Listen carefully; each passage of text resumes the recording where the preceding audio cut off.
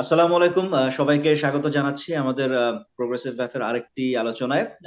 আমি শাফায়াত যথারীতি আপনাদের সাথে আছি। আমার সাথে আমাদের নিয়মিত আলোচক জনাব ইমতিয়াজ মির্জাও আছেন। আর আজকে আমাদের মাঝে একজন বিশেষ অতিথিকে পেয়েছি। আমাদের আজকের অতিথি জনাব মোহাম্মদ এহতেশামুল হক। এহতেশাম ভাই, আসসালামু আলাইকুম, আপনাকে স্বাগত জানাচ্ছি আমাদের আলোচনায়। এহতেশাম ভাই, আহ, আপনি বর্তমানে মার্কিন যুক্তরাষ্ট্রে অবস্থান করছেন আজকে প্রায় 24 বছর ধরে। আপনি একজন আইনজীবী।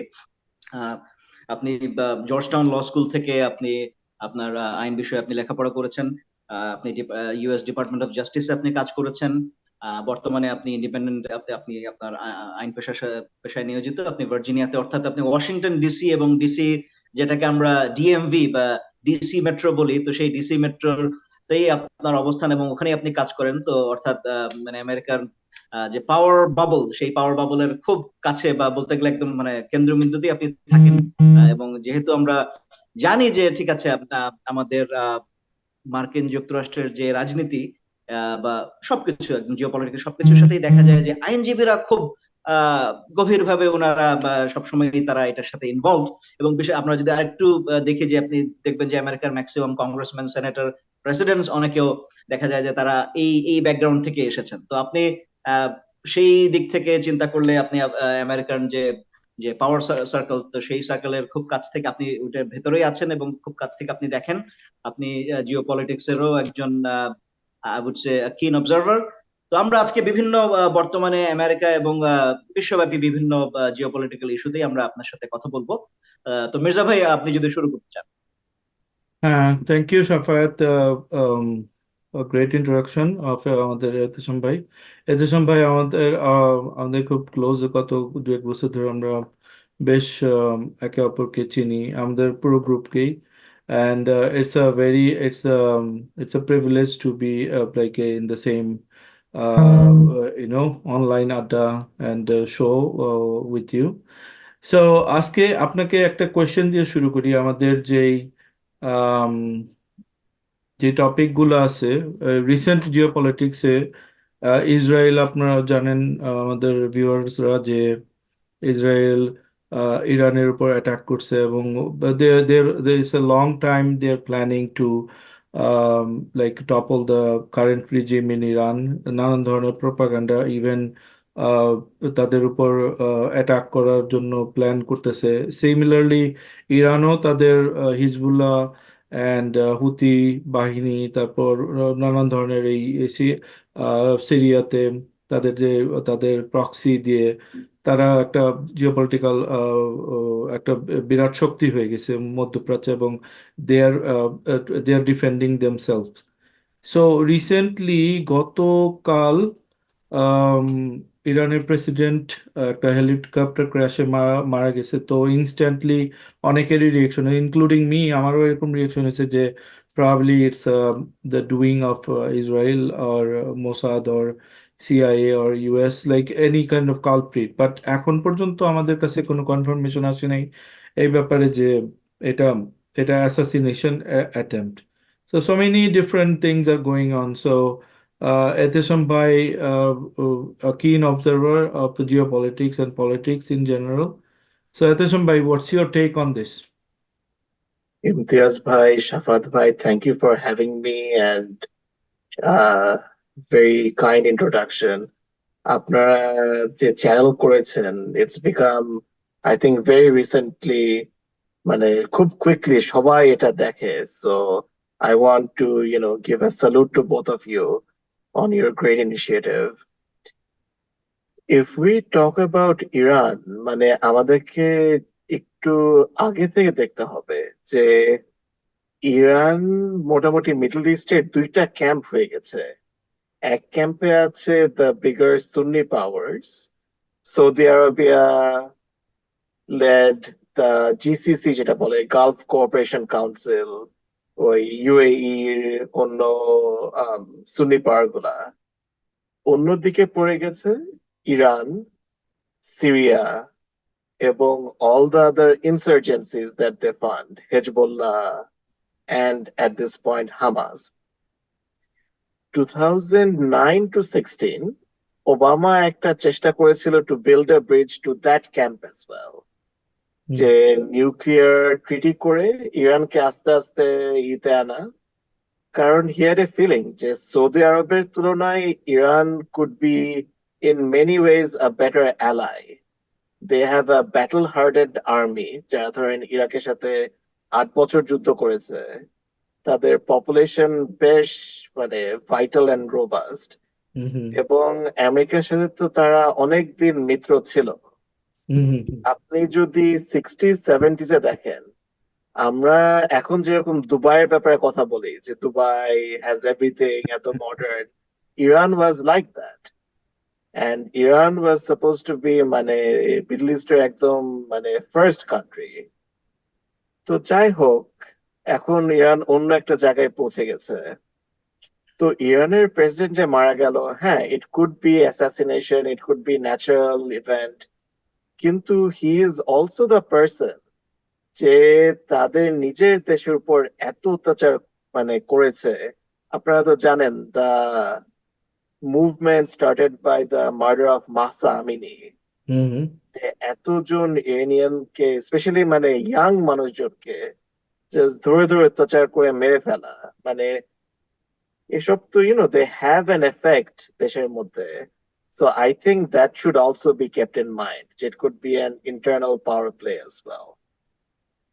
ওকে, আপনার পয়েন্টে আমি কয়েকটা কথা বলতে চাই। সেটা হলো যে Iran had a long history and they had at one point they are the first empire, like ওয়ার্ল্ডের মধ্যে যদি আপনি এম্পায়ার গুলাকে দেখেন, পার্সিয়ান এম্পায়ার যেটা, ইভেন রোমান এম্পায়ারদের আগে বা সমসাময়িক সময়ে they had that kind of history, they have a rich cultural background, unlike the Saudi Arabs.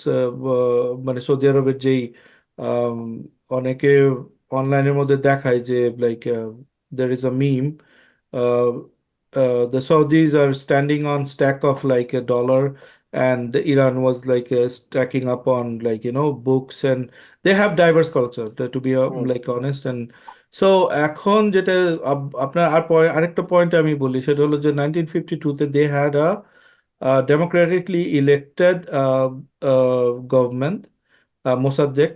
He was thrown out by CIA and UK because of oil. That was the like a very wrong doing, এবং still now এটাতে কেউ সমালোচনা করে না। অনেকে বলে যে okay, they need oil, so whatever it is, they just throw a elected body, একটা কু করে তাকে সরাই, মানে রেজা শাহ মানে তারপর এই করছে, ইনস্টল করছে, and then they want to give them all kind of like resources.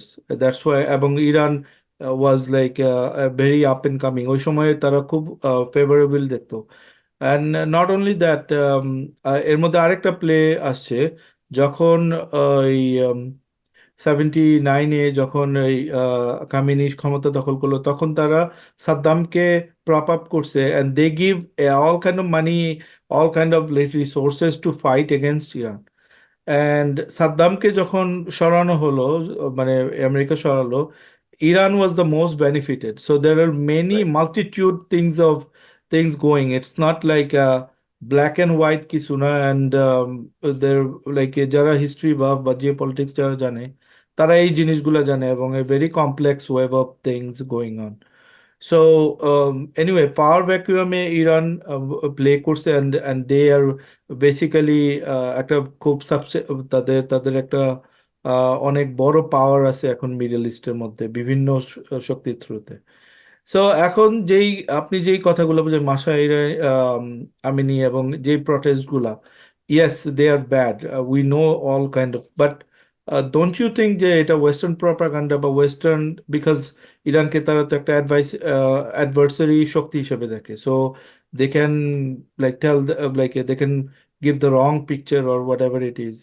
It's not that I'm not saying like the obviously the regime is oppressive, or it's not a like a good way to treat their own citizen, but what can they do when like Israel and US want to attack them, like from their point of view? That's true, but they feel embattled. কিন্তু ধরেন মানে both things can be true at the same time. They can be facing relentless opposition from outside forces, hmm and they can be very repressive. আপনি যদি last কয়েক বছর ইরানে কি হচ্ছে দেখেন, মানে কয়েকটা বন্ড মুভি ফেল করে যাবে। ইরানিয়ান একজন সায়েন্টিস্টকে মারা হলো। হ্যাঁ কিভাবে মারা হলো? একটা remote control pickup truck রাখা হলো রাস্তার মাঝখানে। হুম যখন সেই সায়েন্টিস্টের কনভয় আসবে, কারণ সে নিউক্লিয়ার সায়েন্টিস্ট, তারও বডিগার্ড আছে, এআই দিয়ে মেশিন গান কন্ট্রোল করা হলো পিক আপ ট্রাক দিয়ে, এবং মানে ভিডিও গেম খেলার মতো করে পুরা ফায়ার করে মেরে ফেলা। And this machine gun wasn't controlled from outside Iran, মানে কাছাকাছি কেউ একজন বসে বসে কন্ট্রোল করেছে। সো মানে এইটাই তো হয়, তাই না? মানে আপনি নিজের দেশের মানুষকে তারপর অত্যাচার সোলাইমানিকে করছেন, মারা হয়েছে রাইট? এখন এই প্রেসিডেন্টকে মারা হয়ে গেল। হুম এই প্রেসিডেন্ট কে ছিল? উনি ছিলেন একজন জাজ। উনার হি ওয়াজেন্ট মানে একজন ক্লারিক বা এই আহমেদিরা যাদের মতো একজন সোলজার। ওনার কাজ ছিল রেভলিউশনের যারা এনিমি তাদের ধরে ধরে বিচার করা অ্যান্ড ফাঁসি দেওয়া। মানে he was one of those people যা জানতো যে ইফ হি ইজ দ্য জাজ, ফাঁসি দেওয়া হবে। হুম অ্যান্ড উনাকে মোটামুটি গ্রুম করা হচ্ছিল যে উনাদের যে supreme leader Khamenei, he is 85 years old now. So sooner or later there has to be a succession. Hmm And the two candidates were a Raisi বা খামেনির যে মেজ ছেলে। আচ্ছা পার্সিয়ান সোসাইটিতে এই সাকসেশন প্রিন্সিপালটা যে বাবার জায়গায় ছেলে আসবে, it's looked down for two reasons. They fought against the Persian monarchy. এখন যদি তারাই এইটা একই ফাদার সান করে, it will be the same thing. Plus আপনারা তো সবাই জানেন পার্সিয়ানরা আর নট আরবস, মানে they have their own culture. হ্যাঁ হ্যাঁ দে রিয়েলি লুক ডাউন যে আরবদের মধ্যে যে হাফেজ আসাদের পরে আসবে বাশার আসাদ, এই জর্ডানের মনার্কি, সব জায়গায় মনার্কি। সো দুই দিক দিয়ে it's very unpopular. So in a way এখন ইরানে the succession will be very fraud, এবং অনেকেই বলছে যেটা হবে যে the power will shift more towards the faction who are not religious, who are মানে মোর মিলিটারি, হুম যারা হুম মানে ধরেন এই এলিট সার্কেলে আসছে যুদ্ধ করে করে, ইরাকের সাথে যুদ্ধ করে, আমেরিকার সাথে প্রক্সি যুদ্ধ করে, তারা উইল বিকাম মোর পাওয়ারফুল।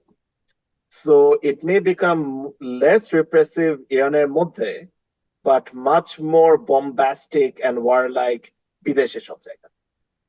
আচ্ছা আচ্ছা মানে এখানে কি তারা মানে এহসান ভাই, এখানে জিনিসটা হচ্ছে গিয়ে মানে হতে পারে আরো ব্রডার সেন্সে যদি বলি, মানে মিলিটারি অ্যান্ড ইন্টেলিজেন্স এই ব্যাকগ্রাউন্ড যাদের আছে, ওই ব্যাকগ্রাউন্ডের মানুষজনই এখন আস্তে আস্তে পাওয়ার সার্কেলের কাছে বেশি আসছে। জিনিসটা কি এরকম? অ্যাবসলিউটলি শাফাত ভাই। আর আপনারা দুজনেই নিশ্চয়ই জানেন যে ইরানিয়ান আর্মি ছাড়াও they have a special force, the IRGC, the Revolutionary Guards, who are ideologically, মানে their duty is to safeguard the revolution, the spirit of 79. এবং ইরান বিদেশে যা যা করে, মানে কাশেম সোলাইমানি থেকে শুরু করে the moves they make, it's through the Revolutionary Guard. আমেরিকাতে সব স্যাংশন দেয়, the first target is inevitably the Revolutionary Guard. So they have so far been content to just provide the muscle. Kintu potentially they could make a play to be the main person. To be the muscle and the power with the decision making body. না, কিন্তু এখন কেউ যদি খামেনিকে যদি কেউ as a successor খামেনিকে যদি replace করতে চায়, তার কি মানে এখন তাদের এই যে রেভলিউশনে যে ইরানিয়ান রেভলিউশনের যে সোফার যে স্পিরিটটা তারা ধরে রেখেছিল, ওটার জন্য কি তার একটা মিনিমাম রিলিজিয়াস ব্যাকগ্রাউন্ড কি দরকার নাই? Very good question. Actually, দরকার নাই, কারণ one of Khamenei's contributions has been contribution বা যেভাবে বলেন 79 আর যারা যারা ছিল, he's tried to eliminate as many of them as possible, যাতে উনার প্রতি আর কোনো রাইভাল পাওয়ার বেস না হতে পারে। সো এখন ইটস বেসিক্যালি মানে আগে যারা ছিল এই রাফসানজানি বা খাতামি, they're all pretty much gone from the sea.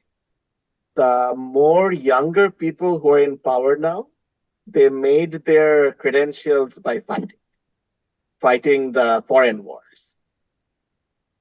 আচ্ছা আচ্ছা, তাহলে একটা কোয়েশ্চেন আমি করি, not related to recent incident, but what do you think about the economic, আমি যতদূর জানি যে আমেরিকার স্যাংশনের কারণে ইরানের economy suffered a lot, and সাধারণ মানুষের অবস্থা কিরকম হবে এখন, যেই এই যে এই সিচুয়েশন গুলোতে, do they sustain another war, or like whatever it is, maybe it's not an assassination attempt or whatever it is, maybe internally, maybe from America বা ইসরায়েলের কোনো হাত নেই এটাতে, তো but long time economic consequences কি হবে, যে ইরান যে এই অ্যাডভার্সারি মানে তাদের যে পজিশনটা রাখতেছে এখন, এটার কনসিকুয়েন্সেস কি? তো আমরা যখন তিনজন কথা বলছি, নিশ্চয়ই বাংলাদেশ কোনো না কোনো সময় আসতো। So I think this is a good time to bring up Bangladesh. যে আমরা মনে করি মাঝে মাঝে যে বাংলাদেশের ইকোনমি একদম ধসে যাচ্ছে, রিজার্ভ প্রত্যেক মাসে কত 1 বা 2 বিলিয়ন ডলার কমছে, but hmm. Still somehow things are functioning. Yeah. তো Iran is actually sort of in a similar situation. মানে I think in the last 3 years, a current president under the currency lost 40% of its value. হুম। কিন্তু মানে Iranian যে diaspora, they are very loyal, very patriotic, এবং তারাই মানে আইরনিকলি ইরানকে টিকিয়ে রেখেছে। ওকে। মানে তারা মানে দে এই সেন্ড ফরেন রেমিটেন্স। কারেন্সি দিয়ে সব দিয়ে, হ্যাঁ। হ্যাঁ হ্যাঁ হ্যাঁ হ্যাঁ। আচ্ছা আচ্ছা। এন্ড এখন তো দেখেছেন ইরানিয়ান টেকনোলজি আবার হঠাৎ it's become like a very attractive thing. Yeah yeah. Russia সব ছেড়ে ইরানের থেকে ড্রোনস কিনছে। হ্যাঁ হ্যাঁ হ্যাঁ হ্যাঁ। সো আমরা একটু টপিক চেঞ্জ করি। আমরা একটু রিসেন্টলি আপনি দেখতেছেন যে ইন্ডিয়ার ইলেকশন চলতেছে, এবং India had a lot of control in Bangladesh politics, and everybody should follow Indian politics because of the, like, the source is there, and there very much similarity between Indian politics and Bangladesh politics. So Indian politics follow করলে, অথবা কেউ যদি Bangladesh politics follow করে, they can pretty much clear idea পেয়ে যায় ইন্ডিয়ার পলিটিক্সে কি রকম কিভাবে হচ্ছে। সো হোয়াট ইজ, লাইক, আপনার কি মনে হইতেছে এখন ইন্ডিয়ান পলিটিক্সে যে এই রিসেন্ট ইলেকশনে মোদি আবার আসার কথা, বাট এখন যতদূর দেখা যাইতেছে he will not get like a 400 seats, which is essential to change the constitution and give them immense power. Probably যেটা হবে না, বাট মোদি হয়তো ক্ষমতায় আসবে, বিজেপি হয়তো ক্ষমতায় আসবে। What is your take on that? তো এগেন আই থিঙ্ক আমাদের একটু জুম ব্যাক করা উচিত। ধরেন আমরা সবাই মোটামুটি রাজনীতি বা ফরেন পলিটিক্স এর আর কিছু না জানি, মোটামুটি বাংলাদেশের সব মানুষই ইন্ডিয়ার কয়েকজন প্রাইম মিনিস্টারকে নেম করতে পারবে, রাইট? হুম হুম। এবং ইন্ডিয়ার অনেক লিডার্স আছে যারা হু আর মানে respected throughout South Asia. মানে even if we live behind people মানে যারা স্বাধীনতার সময় করেছিল, লাইক 1947-এ, আমরা যদি জাস্ট ইন্ডিয়ার লিস্ট অফ প্রাইম মিনিস্টার্স দেখি, there are still people who are remarkable, এই পন্ডিত নেহরু বা ইভেন লেটেস্ট যে মনমোহন সিং। মানে whatever his stance was on Bangladesh as a human being, হ্যাঁ, As a human being, as a statesman, as a world right. leader, they're very good, yes. Indira গান্ধীকে তো আমরা Totally, we have হ্যাঁ। to remember her কারণ because of her contribution for the liberation war. 1971 exactly, মানে at that point উনি মানে stood nose to nose with Richard Nixon and just stood him down, মানে যেটা পৃথিবীর অনেকেই পারতো না। She stood tall. So ওই চেয়ারে now it's someone like Narendra Modi who মানে what happened in Gujarat has always been a stain. মানে আমি তো দেখেছি ভিডিওটা বারবার যে গুজরাটের পর Vajpayee sort of admonishing Modi, আর মোদি তার পাশে বসে sort of squirming যে আচ্ছা হয়ে গেছে এখন কি করব। সো সেই লোকটা দুইবার পরপর ইন্ডিয়ার প্রধানমন্ত্রী হয়ে গেল, এটা অবশ্যই একটা অধপতন।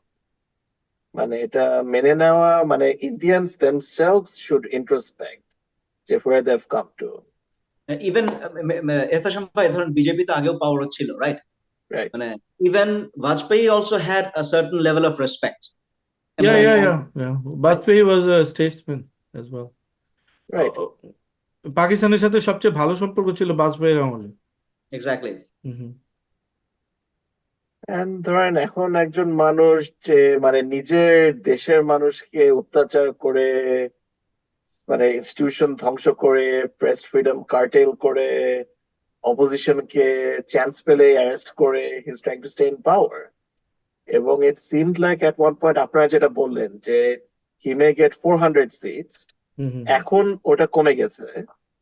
এন্ড যেটা সবাই দেখছে যে হঠাৎ করে he is become very anti Muslim. এক জায়গায় যে বলছে মঙ্গলসূত্র কেড়ে নেওয়া হবে, সব দেশের সব টাকা, first priority will be to Muslims if Congress comes back. So is it a sign of desperation? মানে it's hard to tell, but মানে I think there are some signs of hope, maybe more than there were 2 months ago. Rashid bhai, assalamu alaikum. How are you? Walaikum Assalam. I'm good. Keep going on. তো 2004-এ যখন কংগ্রেস জিতলো হঠাৎ করে, ওটাও কিন্তু কেউ ভাবেনি যে কংগ্রেস জিতবে।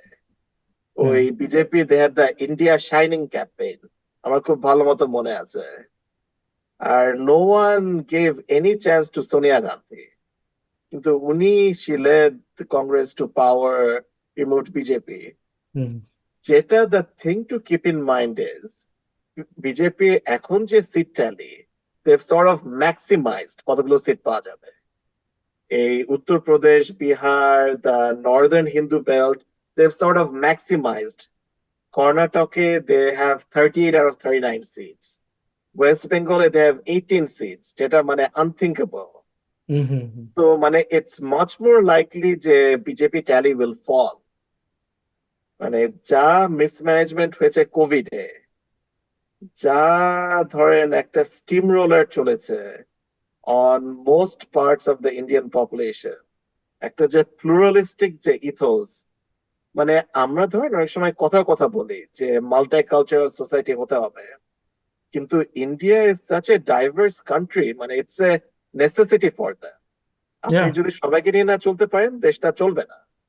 80 মেজর ল্যাঙ্গুয়েজ, আপনার মানে different many different religious groups and বিভিন্ন ধরনের, এক ধরনের ইসের সাথে কোনো মিল নাই। আপনার কেরালার সাথে আপনি কাশ্মীরিদের completely different country. If you just like walk, আপনি দেখবেন যে কথা, ভাষা, কালচার কোনো কিছুতেই মিল নাই, but they are living, so they have to be that kind. আমি একটা পয়েন্ট উল্লেখ করতে চাই। রিসেন্টলি আমি দুপুরাত্রি ভিডিওতে দেখতেছিলাম, বলতেছে যে আম, মোদি এতগুলা স্কিম নিছে, যেরকম আপনার এই গরিবি হাটাও, তারপর কি বলে উইমেন এম্পাওয়ারমেন্ট। ইভেন রিসেন্টলি সে বলতেছে যে মুসলমানরা নাকি খাতরে মে হ্যায়, মুসলমানরা অপ্রেস হইতেছে পৃথিবীতে। So different kind of like কথাটা তো বলে, এবং অনেক ধরনের স্কিম নেয় হুইচ লাইক মেজরলি ফেল করছে।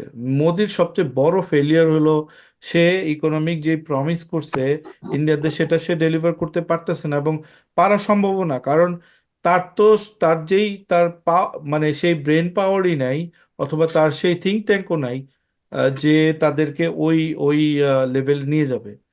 এই ব্যাপারে আপনার কি মনে হয় যে মোদি যে এই যে বলতেছে হিন্দুত্ববাদের যে এত আম, রমরমা অবস্থা, তো মোদির এত ভোট, এত তার পপুলারিটি, অনেকে ইন্ডিয়ানরা তাকে গড হিসাবে মানে, কিন্তু তারপরও সে কিন্তু তাদের নেক্সট লেভেলে নিতে পারতেছে না। এটা কি তার পক্ষে সম্ভব হবে, বা এটার কি কোনো এফেক্ট পড়বে না, যে তার ভোটের মধ্যে এটার কোনো এফেক্ট পড়ার সম্ভাবনা নাই? যে অবশ্যই পড়ার কথা, মানে India's economy is very strong, কিন্তু in a lot of ways মানে দে আর কনসলিডেটিং, রাইট? যে কয়েকটা হিউজ কংগ্লোমারেট আছে যাদের নাম আমরা সবাই এখন আজকাল we have to know the Adanis, the Ambanis, the Tatas. মানে they're sort of squeezing out a lot of the space যেখানে ইন্ডিয়ার এন্টারপ্রেনিউররা ফ্লারিশ করতো। ইন্ডিয়া কোভিড এর সময় they suffered very badly. মানে অন্য অনেক দেশের চেয়েও their healthcare system was exposed very critically. এবং মানে ইন্ডিয়াতে আমরা অনেক খারাপ খারাপ জিনিস দেখেছি, যে ধরেন অনেক নদীতে একদম মানে লাশে ভরে গেছে, মানে ভালো মতো ব্যারেল করা হচ্ছে না। সো হ্যাঁ, I think there should be an effect. And আরেকটা জিনিস খুব তাড়াতাড়ি বলে রাখি, ইলেকশনের আশেপাশে কোনো কিছু হলে একটা সুইং হয়। So that swing has been very anti BJP. দিল্লির chief minister Arvind Kejriwal was arrested. He got bail from the Supreme Court. Supreme Court said যে just election campaign করে he has to be sent back to jail. And he has been having road shows and very openly attacking Modi, saying that Modi is running India like Pakistan and Bangladesh, arresting political opposition, sending police to raid opponents, seizing their bank accounts, and running them. Our Indianদের তো they have that is this one thing, যে everything else in the world falls down, they need to be better than Pakistan and Bangladesh. So এখন that area is exposed to them. তো এটা কি একটা contrast না? আপনি বলতেছেন বাংলাদেশিরা সবাই চিকিৎসা নিতে আপনার ভেলোর যায়, মাদ্রাজ যায়, it's a very common thing বাংলাদেশিরা চিকিৎসা নিতে, অথচ their health care miserably fail করলো। কিভাবে সম্ভব এটা? Like it doesn't add up. ওরা তো যদি বেটার হেলথ কেয়ার প্রোভাইড করে, ইভেন আমি জানি যে ওদের একটা মেডিকেল ট্যুরিজম আছে, অনেকে ইউএস থেকেও যায় কারণ Right. এখানে cheaper health care. So at the same time ওরা এরকম কোটি কোটি মানুষকে তারা দিতে পারলো না proper health care. So how do you explain that? কারণ they have a very good system. বাংলাদেশিরা যে যায়, they go to, depending on your budget, the same 2 or 3 hospitals in Calcutta, বা as you said ওই সাউথে চেন্নাইয়ে, হ্যাঁ একই জায়গায় যে ডক্টর শেঠির কাছে যে, হ্যাঁ ব্যাঙ্গালোর, রাইট, এই হাসপাতালে যায়। বাট when COVID happened, আপনার মানে 5-10টা ভালো হসপিটাল দিয়ে it couldn't work. The whole system came under stress, and the massive underinvestment was very exposed. What was worse is, ধরেন পৃথিবীর অনেক দেশে পারেনি, but they were just like আমরা পারছি না। Modi tried to put a spiritual bent on it. আপনারা ইউটিউবে দেখবেন ভিডিও আছে, he had a day যে সবাই এসে ওই কাঁসার বাটি নিয়ে এটা বাজানো হবে এবং ওই সাউন্ডে কোভিড চলে যাবে। হ্যাঁ, তো মনে এইসব আছে তো আমার এটা। এরকম মানে it's a cruel, weird thing. আরেকটা মানুষকে জিনিস করা আমার যায় যেটা না। ধারণা, মির্জা ভাই, মানে আপনার এই কোয়েশ্চেনের সাথে ইয়ে করে যে করেসপন্ড করে, যে আমরা আসলে ইন্ডিয়ার যে পিকচারটা আমরা দেখি বাইরে থেকে, বা পুরো ওয়ার্ল্ড যেটা দেখে, সেটা কি? সেটা হচ্ছে কি, আমরা সেই বলিউডের চাকচিক্য দেখছি মুম্বাই, হ্যাঁ, দিল্লির ওই রাজপথ, আর হচ্ছে গিয়ে ওই যে বড় তাদের সব রাস্তা, ওগুলা দেখছি। আমরা ব্যাঙ্গালোর দেখছি, হ্যাঁ, আইটি হাব ব্যাঙ্গালোর বা চেন্নাই, এগুলাকে আমরা খুব আইটির এক একটা হাব হিসেবে দেখছি, দ্যাটস ইট। আমাদের কাছে কিন্তু আর ট্রেডিশন বা হিস্টোরিক্যাল ইয়েগুলো বলতে, যে হ্যাঁ আগে ওই যে তাজমহল, আর হচ্ছে গিয়ে ওই যে আপনার কলকাতার ওই যে হাওড়া ব্রিজ, এই এই জাতীয়, মানে আমাদের কিন্তু চোখে ওগুলাই ভাসে। এবং আমরা ঠিক একইভাবে ওই হেলথ কেয়ারটাও আমরা হচ্ছে, কারণ আমরা দেখি যে ঠিক আছে বাংলাদেশের মানুষজন কোথায় কোথায় যাচ্ছে, আমাদের সিলেক্টেড, বাট ইন্ডিয়া তো it's a huge country with more than a billion people. তো আমরা জানি না বিহারের গ্রামে গ্রামে কি হচ্ছে, আমরা জানি না উত্তরপ্রদেশের গ্রামে গ্রামে কি হচ্ছে, বা রাজস্থানের ওই একদম ছোট্ট গ্রামগুলোতে কি হচ্ছে। তো এখানে তো, বা ঝাড়খণ্ডে কি হচ্ছে, বা যে নর্থ ইস্টার্ন প্রভিন্স গুলোতে কি হচ্ছে, তো এখানে তো ধরেন অনেক, ওদের তো আসলে ওদের পভার্টির লেভেল গুলো তো আসলে, বা বিশেষ করে ধরেন ধরেন যারা যে যারা হচ্ছে গিয়ে ওদের যে কাস্ট সিস্টেমে যারা দলিত, তো তাদের এই কন্ট্রাস্টটা তো খুব, মানে অনেক বেশি স্টিপ। তো হয়তো ওই জিনিসটাই এখন ফাইনালি তারা রিয়েলাইজ করছে আর কি। হ্যাঁ, আচ্ছা, ঠিক আছে। তো আমরা একটু ডিফারেন্ট টপিকে চলে যাব এখন, যেহেতু ওপেন ওয়াইড বিভিন্ন জিও পলিটিক্স, বিভিন্ন ইস্যু, ইন্টারেস্টিং ইস্যুতে কথা বলতেছি আমরা এতেশম ভাইয়ের সাথে। নেক্সটে আমি কোশ্চেন করব American election. You are all from US and very like involved in it, so jump in whenever. So American election 2024, আপনার প্রেডিকশন কি? আর আমাদের একটা রানডাউন দেন যে রিসেন্টলি কি হইতেছে এবং হাউ ইটস গোয়িং, বিকজ আমেরিকার ইলেকশন সাইকেল আমি জানি যে অনেক আগে থেকে শুরু হয়, never ending, it's all full of dramas. মানে আমাদের ইলেকশন সাইকেল কানাডাতে 3 মাস চলে, অ্যান্ড উই গট লাইক আমরা কুইকলি ফেড আপ হয়ে যাই। বাট একটা 1.5 বছর ধরে একটা election campaign, like it's it's absurd, right? এটা এটা যারা ক্যান্ডিডেট তারা কিভাবে এটা মেনটেন করে, ইটস ইট জাস্ট লাইক মানে ভাবতেই অবাক লাগে। সো এতাজ ভাই, আহ, আপনি বলেন যে আমেরিকান ইলেকশন আপনার প্রেডিকশন কি আর কি হতে যাচ্ছে? Joe Biden has the ধরেন usual Democratic coalition. Plus, since he's a old white person, plus he's picked up some white voters that helped him win Michigan, Wisconsin, Pennsylvania. এই হুম। তিনটা state ডেমোক্র্যাটরা বেশ কয়েকবার জিতেছিল. Trump won these three, and that gave him the victory over Hillary Clinton. Biden flipped all three of these back. এবং এই তিনটা জিতলে that's enough to win the US presidency hmm. in the electoral college. Plus, he won Arizona and Georgia. That were like a very nice margin. মানে January 6th এ যে এত মানে মানে all the chaos that happened, it was easy to control because he won Arizona and Georgia, and he had that মানে comfortable cushion.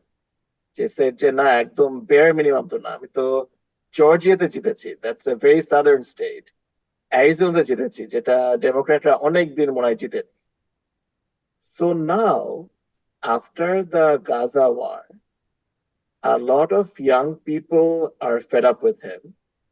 A lot of African Americans who have a lot of sympathy with the experience that Palestinians face are having second thoughts about him. So the left part of his coalition is under trouble. But he's facing Donald Trump, যার অনেক possibility at least একটা কেসে convict হয়ে যাবে, which may mean that he picks up votes from like the people from the suburb who would usually vote Republican, but they can't vote for Donald Trump. অনেক মেয়ে will never vote for Republicans এই cycle because of their stance on abortion issues. So মানে that's a long way of saying I actually don't know. মানে এটা যদি Trump ছাড়া অন্য কেউ হতো রিপাবলিকান, মানে একজন normal Republican, Biden would be in serious trouble. But now I don't know. ওকে।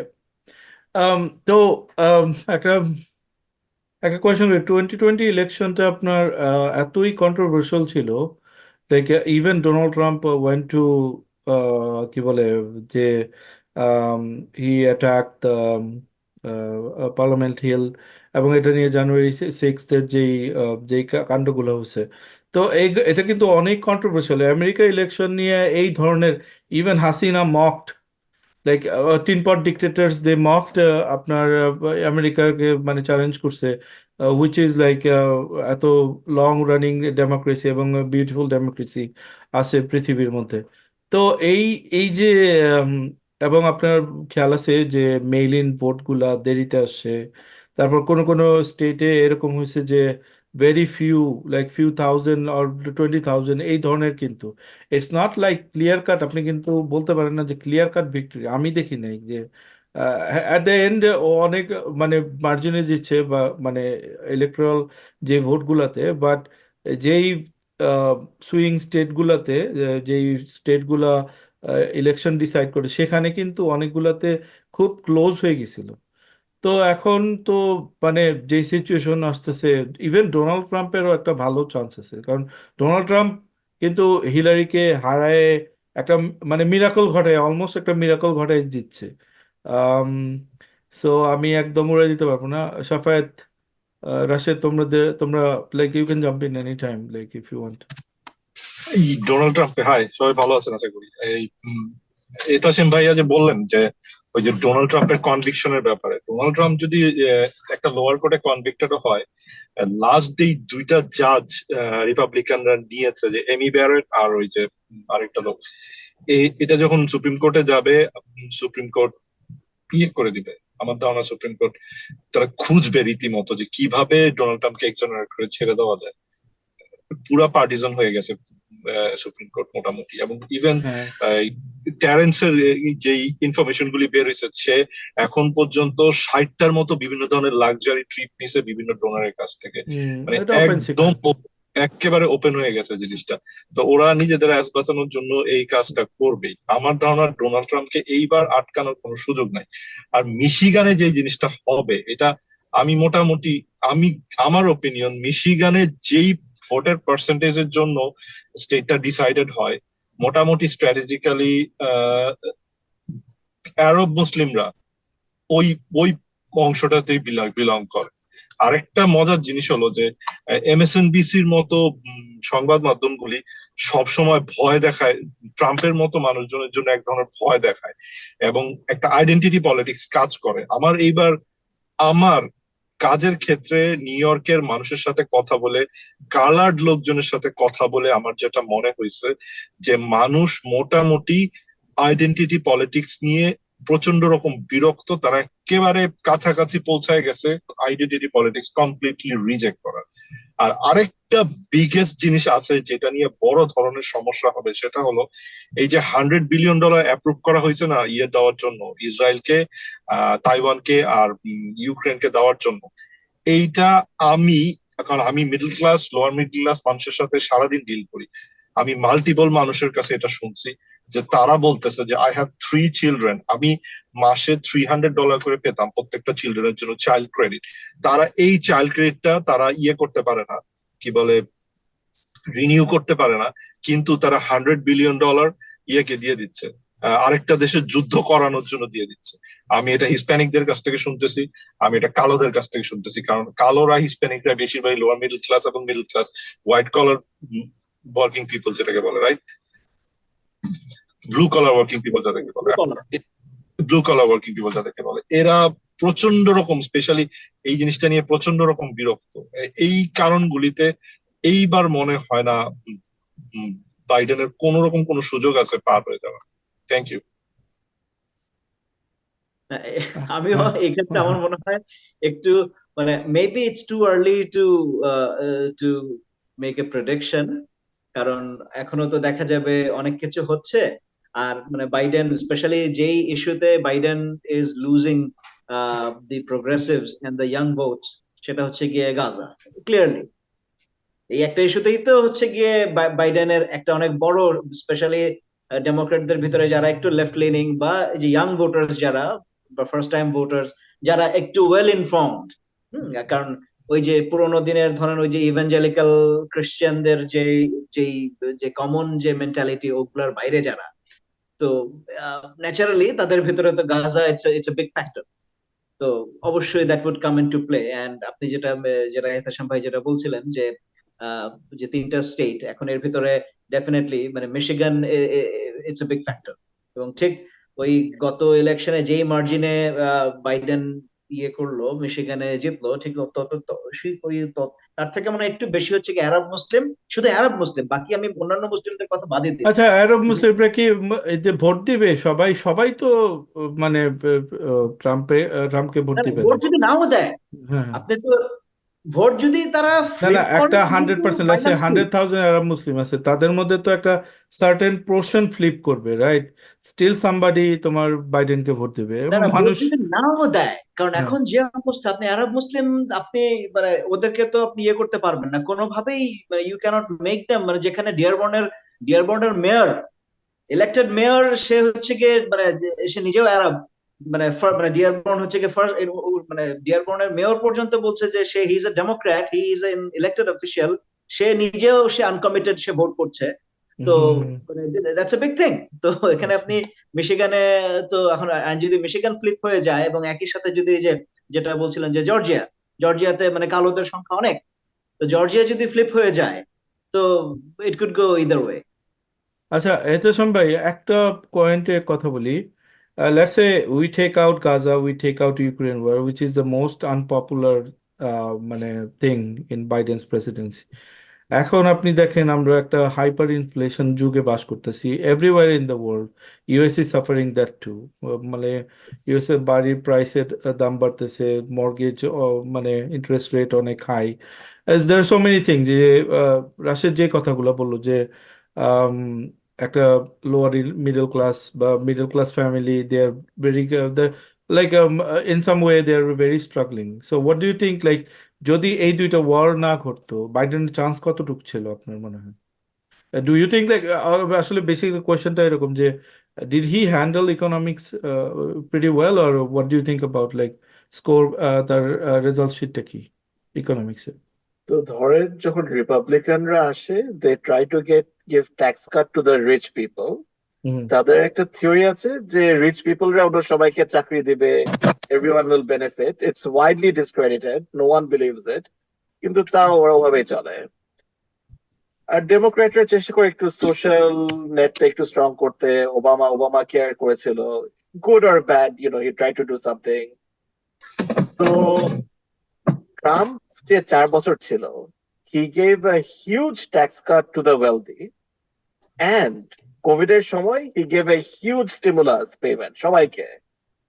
মানে এভরিওয়ান নোজ মানে দ্য ইম্প্যাক্ট। মাসে মাসে $600 $900 করে আসছে। So the US economy was just primed for inflation.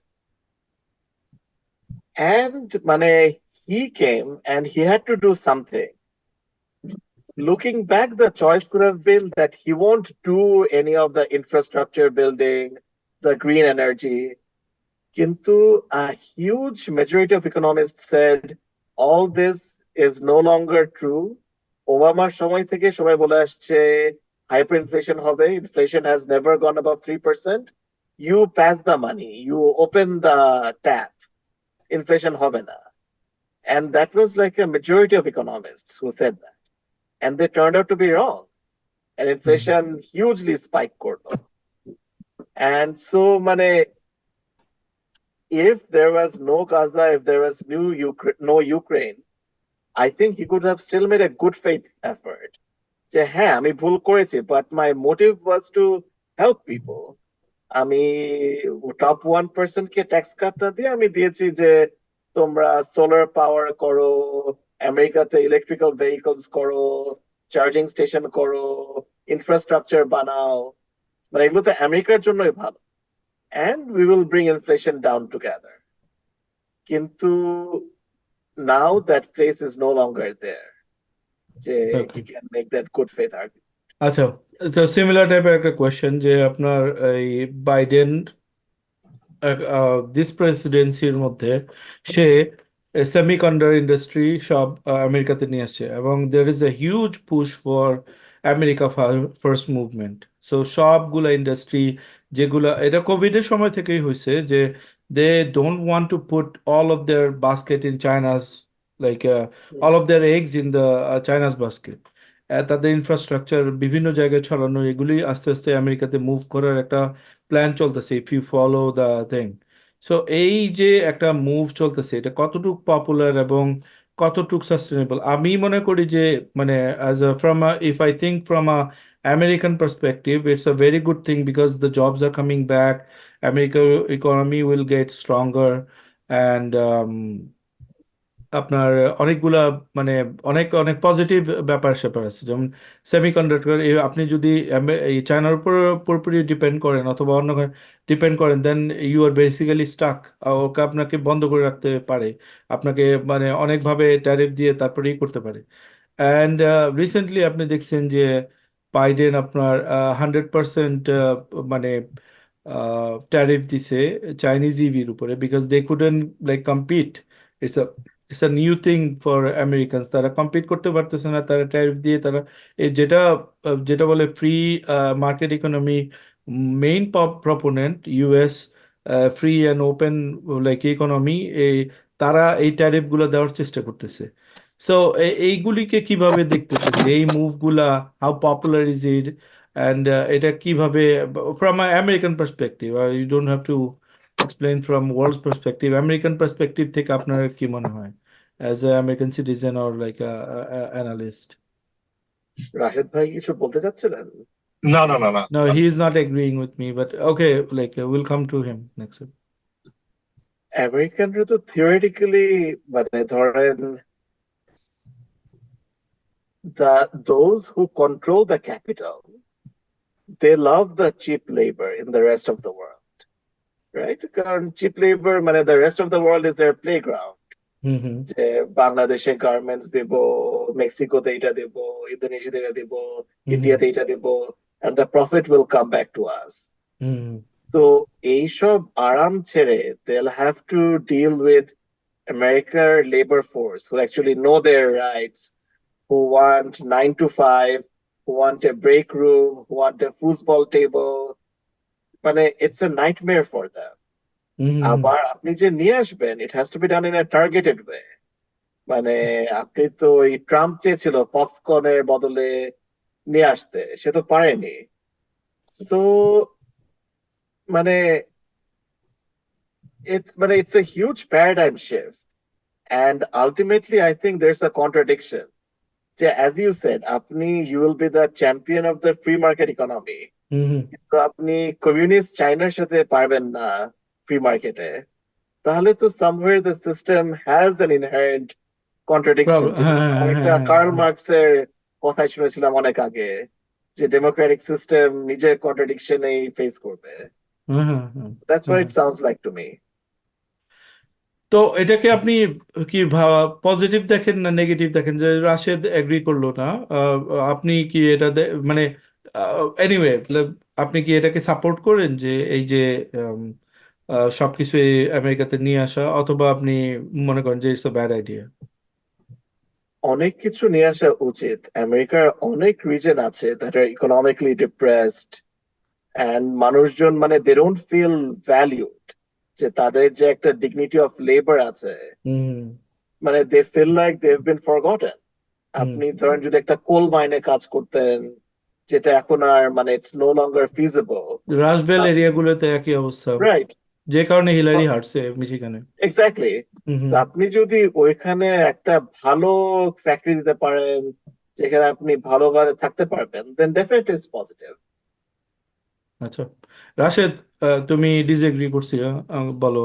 আমি আমি ডিসএগ্রি করছিলাম এই কারণে যে এখানে যদি প্রোডাকশন ফেরত আনতে হয়, সেটার জন্য প্রথমেই গভর্নমেন্টকে তাদের অ্যাপ্রোচ কিছুটা চেঞ্জ করে বিজনেসদের জন্য সুবিধা করে দিতে হবে। এখন হেলথ কেয়ারের দায়িত্ব যদি পুরোপুরি একজন ম্যানুফ্যাকচারের কাঁধে গিয়ে পড়ে, রাইট, সেই ক্ষেত্রে তো সে বার্ডেন্ড হয়ে যায়, গিভেন দ্যাট এইখানে আরো অনেক ধরনের প্রোটেকশন আছে একজন লেবারের জন্য, যেটা এতাসেম ভাই বলতেছিল। যে এই কারণেই এখন পর্যন্ত কোন বিজনেসই আমেরিকাতে ফেরত নিয়ে আসলে পর প্রোডাকশন, প্রত্যেকটাতেই দে উইল লুজ মানি। একমাত্র only the semiconductor industry makes a lot of sense bringing here, কারণ এটা স্ট্র্যাটেজিক কারণে যে তাইওয়ানের থেকে বের করে নিয়ে আসা। এছাড়া তার একটা ইন্ডাস্ট্রিও এখানে আনা সম্ভব না। এইটা তো one of the car biggest. Industry আছে, EV industry, car industry is a huge thing, যেটার উপরে আমেরিকার ম্যানুফ্যাকচারিং, তারপর ওয়েপন্স ম্যানুফ্যাকচারিং, এগুলি তো আমেরিকার কোর থিং। এগুলি ছাড়া তো মানে টিকবেই না কোনো কিছু। এই জন্যই তো বলতেছি যে United states have to change some of their basic system. কিছুটা ওয়েলফেয়ারের দিকে তাদেরকে যেতে হবে, মানুষের লাইফে আরো কিছু সিকিউরিটি গভর্নমেন্টের থেকে ইটসেলফ প্রোভাইড করতে হবে, যাতে ওই রেসপন্সিবিলিটি গুলি বিজনেসের কাঁধের থেকে যায়। তখন বিজনেসের বটম লাইন কিছুটা যে কমবে এখানে বিজনেস নিয়ে আসার জন্য, ওইটার কিছুটা কভার করবে হেলথ কেয়ারের মতো। কারণ এই this things has became a very big, এটা আতঙ্ক হয়ে দাঁড়াইছে অনেক মানুষের জন্য। যেমন যারা প্রাইভেট ইন্ডাস্ট্রিজে কাজ করে তাদের জন্য, যারা লোয়ার মিডল ক্লাস তাদের জন্য কিন্তু আসলে এটা আতঙ্ক। যখন তারা নিউজের মধ্যে দেখে যে আমেরিকাতে প্রতি বছর 7 মিলিয়ন মানুষ 7 মিলিয়ন মানুষ হয়ে যায়, ব্যাংক্রাফট হয়ে যায় তাদের হেলথ কেয়ার এক্সপেন্সেস করতে গিয়ে। আর আরেকটা জিনিস এটা ভাই ভালো করে বলছেন ওই আগের টপিকে, যে মানুষ প্রচন্ড রকম লেফট আউট ফিল করে দিস ডেজ, প্রচন্ড রকম। এবং ইয়ংরা তো অনেক লেফট আউট ফিল করে যখন একজন বয়স্ক মানুষ যখন একজন ইয়ং কে, মিলেনিয়াল কে, জেনজি কে বলে যে আমরা তো গ্রাজুয়েশন করছি, এই করছি, সেই করছি, তুমি কলেজে পড়ছো, তুমি সারা বছরে $700 দিছো, রাইট? আর এখন যে কলেজে পড়তেছে সে সারা বছরে $20,000 দেয়, তাকে এই লোনটাও সারা জীবন টানতে হয়। এই ব্যাপারগুলিতেও তো গভর্নমেন্টকে আগায় আসতে হবে। তারা তো সামান্যতম কোনো সম্ভাবনা দেখতেছি না। আর তা আমি একটা বাইডেনের কাউন্টার আরেক আর্গুমেন্ট দিই, তোমার ইয়াং পিপল তো ভোট দেয় না, এটাই প্রবলেম। কিন্তু there Republican have like dedicated vote, এবং তোমার যারা 40-র উপরে তারা কিন্তু কনস্ট্যান্ট ভোটার। মানে তুমি যদি কেউ যদি বলে যে ওকে 100% বা 90% তোমার ভোট দিতে যাবে, দে 90%ই যাবে। ইয়াং পিপল যদি বলে 90% যাবে, যাবে 45%। You know that, right? Like ওরা কিন্তু হ্যাঁ, দে হ্যাঁ, they are not interested in vote. এটা কিন্তু বারবার দেখা গেছে বার্নি স্যান্ডার্স হারছে যে কারণগুলোতে, অনেকেই বলছে ইয়াং পিপল ভোট দিবে, but they never show up. এটা কিন্তু একটা এই আমেরিকাতে এটা প্রায়ই হয়। আমি আমাকে দিয়ে একটা এক্সাম্পল দিই। আমি 10 বছর ধরে আমেরিকান সিটিজেন, রাইট? আমি 10 বছরে এই গত দুইটা টার্মের এই দুই প্রেসিডেন্টের কাজ কারবার দেখে আমি already opted out from politics. You hmm. Understand? আমি মাত্র 10 বছর ধরে, আমি নিউ সিটিজেন অনলি 10 ইয়ার্স, আমি already walking out from US politics because it doesn't make any sense to me. Now you tell me, একটা ইয়ং মানুষ যে অনেক প্রোগ্রেসিভ, সে সবকিছু পজিটিভলি ভাবার চেষ্টা করে, রাইট? তার কাছে তো এই পলিটিক্স অত্যন্ত বিরক্তিকর হওয়ার কথা, right? Hmm hmm this is one of the biggest reason. এবং আপনি আরেকটা জিনিস বলে রাখি, আপনি যখন দেখবেন যে আপনি যাকে বছরে বিলিয়ন বিলিয়ন ডলার বিভিন্ন রকম ভাবে হেল্প করতেছেন অ্যাজ এ গভর্নমেন্ট, বিভিন্ন প্রাইভেট এন্টিটিস হেল্প করতেছে, যেমন Israel. Israel has a health care, universal health care, and we don't have hmm hmm. It. But আপনাদের একটা বাট রাশেদের একটা জিনিস তুমি ডিসএগ্রি করলা কেন? কারণ ইন্ডাস্ট্রিগুলো এখানে আসলে তো এটা মানুষেরই মানে ভালো হবে, পিপল না, will get more job and of course এটা আসলে ভালো হবে, কিন্তু one businessman only sees the bottom line. ওনার যদি, বিজনেসম্যানের যদি বটম লাইনই না থাকে, তার বিজনেস থাকবে না, ও আচ্ছা, ও সাস্টেইনেবল হবে না। ওকে। আর আপনি তো দেখতেছেন অ্যামাজন কি পরিমাণ স্ট্রাগল করতেছে তাদের লেবার ফোর্স নিয়ে। একের পর এক ওরা জান প্রাণ দিয়ে চেষ্টা করতেছে। তারা অলমোস্ট $100 মিলিয়ন খরচ করতেছে প্রতি বছর শুধুমাত্র লেবার অর্গানাইজেশন যেন ঢুকতে না পারে অ্যামাজনের বিভিন্ন না, ফ্যাসিলিটিস গভর্নমেন্ট এই কারণে। সাবসিডি দিবে। যেমন ইভি ইন্ডাস্ট্রি তোমাকে বলি, চায়নাতে 100 কেন, আমার মনে হয় 1,000 গাড়ি কোম্পানি হয়েছে নতুন। And hmm, hmm, government main 3-4টাকে অলওয়েজ সাবসিডি দিয়ে বাঁচায় রাখছে। এদের অবস্থা অনেক খারাপ, কিন্তু they know in the long run এগুলি অনেক বড় সোনা ডিম পাড়ার রাজহাঁস হবে। সো ইউএস তো সেম টেসলাকে কিন্তু সাবসিডি দিয়ে মানে এই করছে, এই ওবামার সময় কিন্তু সাবসিডি পাইছে, টেসলা সার্ভাইভ। যে আদারওয়াইজ এই শতকে গত গত 30-40 বছরে কোনো কার কোম্পানি, এতে সম্ভব সবচেয়ে ভালো জানে হয়তো, যে একটা কার হুম। কোম্পানি টিকতে পারে না। Tesla is the one wonder যে মানে একদম সাকসেসফুলি মানে এই করছে। ওকে, গোয়িং ব্যাক টু ইতেশম ভাই, সফাই যদি কিছু বলো, আর আপনি কিছু অ্যাড করতে চান যদি আমাদের ডিসকাশনে। শাহাদ ভাই কিছু কি বলবেন নাকি আছেন? মিউট করা সফাই, সফাই মিউট। সরি, না, হ্যাঁ, this was actually our last agenda probably, যে আমাদের যে ইউএস ইলেকশন। এখানে একটা জিনিস যেটা মির্জা ভাই, আমার মনে হয় মির্জা ভাইয়ের একটা কোশ্চেন আমরা আনটাচ রেখে দিয়েছি, সেটা হচ্ছে গিয়ে যে কানাডাতে ওনারা 3 মাসেই বিরক্ত হয়ে যান, আর এখানে আমরা প্রায় 1.5 বছর, মানে কন্টিনিউয়াস ইলেকশনের কিছু না কিছু হচ্ছেই। এবং এটার মেইন কারণ আমার কাছে যেটা মনে হয় যে সবসময় যে 1/3 অফ কংগ্রেস এভরি 2 ইয়ার্স তাদের ইলেকশন হচ্ছে, তাই না?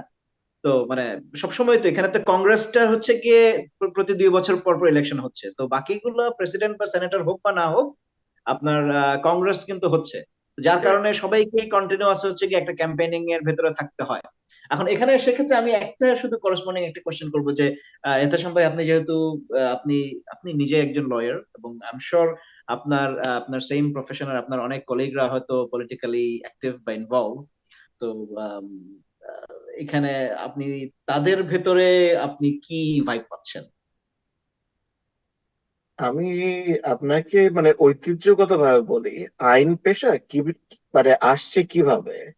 আইন পেশা আসছে প্রথমে যে যে রাজা তার শক্তি কিভাবে প্রিজার্ভ করা যাবে, তার শত্রুদেরকে শাস্তি দেওয়া হবে, সে যে খারাপ কাজ করবে ওগুলো কোনো মতে মাফ করে দেওয়া। আমেরিকাতে হলো how to preserve property. Capitalism সিস্টেমে there has to be a efficient way of arbitration, dispute resolution, and protect the capital, suppress the labor. এটা সেকেন্ড ওয়ার্ল্ড ওয়ার এর পরে একটু শিফট হওয়া শুরু করলো যে না, you have to also protect rights, you also have to protect মানুষের সিভিল লিবার্টিজ, মানুষের কনস্টিটিউশনাল কিন্তু আপনি যে কোনো ইন্ডেক্সে অন্য যে কোনো প্রফেশনের চেয়ে সবসময় দেখবেন লয়ার্স আর দ্য লিস্ট, মানে they are in the bottom of the change. It's a very মানে we don't like change as a group. That's all I can say. ওকে, আমার মনে হয় আমরা তাহলে আজকে আমাদের আলোচনাটা আমরা এখানে শেষ করতে পারি।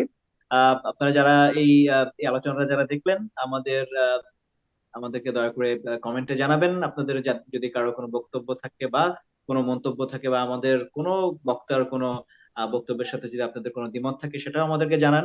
আর এছাড়াও আপনারা যদি এই সংক্রান্ত বা অন্য কোনো বিষয়ে আপনাদের কোনো কোনো আলোচনা আপনারা শুনতে চান, অবশ্যই সেটা আমাদেরকে কমেন্টে সেই সাজেশন দিবেন, আমরা চেষ্টা করব সেটা কভার করার। তো আজকে যারা আলোচনায় আমার সাথে ছিলেন আপনাদের সবাইকে ধন্যবাদ জানাচ্ছি। সবাই ভালো থাকবেন, সবাই সুস্থ থাকবেন, ধন্যবাদ সবাইকে।